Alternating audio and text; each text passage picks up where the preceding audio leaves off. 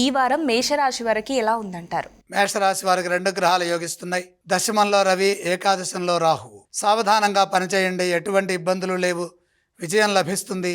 ప్రతి అంశాన్ని క్షుణ్ణంగా పరిశీలించండి. ఏది అవసరమో దాని యందే దృష్టి నిలపండి.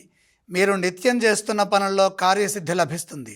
సరైన ప్రణాళికలను సిద్ధం చేయడం ద్వారా అనుకున్న ఫలితాలు సిద్ధిస్తాయి. ఉద్యోగంలో మేలు జరుగుతుంది, ఉన్నత స్థితి గోచరిస్తోంది, ఉత్తమ ఫలితాలు సాధిస్తారు. గౌరవ మర్యాదలు పెరుగుతాయి, సంతృప్తికరమైన జీవన విధానం కొనసాగుతుంది. మనోబలం అందుకు సహకరిస్తుంది. మానసిక శక్తి శుభప్రదమైన వాతావరణాన్ని సిద్ధం చేస్తుంది. ఒక్కొక్కటిగా మీ ఆశయాలు నెరవేరుతాయి. ఇదే విధంగా వ్యాపారంలో కూడా కృషిని కొనసాగించడం అవసరం. స్వల్ప ఆటంకాలు వ్యాపారంలో ఎదురైనప్పటికీ అంతిమంగా విజయం లభిస్తుంది. రాహుబలం సంపూర్ణంగా ఉన్నది. కృషికి తగిన ప్రతిఫలం లభిస్తుంది. కాబట్టి ఊహలకే పరిమితం కాకుండా ప్రధాన కార్యక్రమాల్లో తగిన మానవ ప్రయత్నం ఉండేట్టుగా చూసుకోవాలి. మౌనం శక్తిని ప్రసాదిస్తుంది.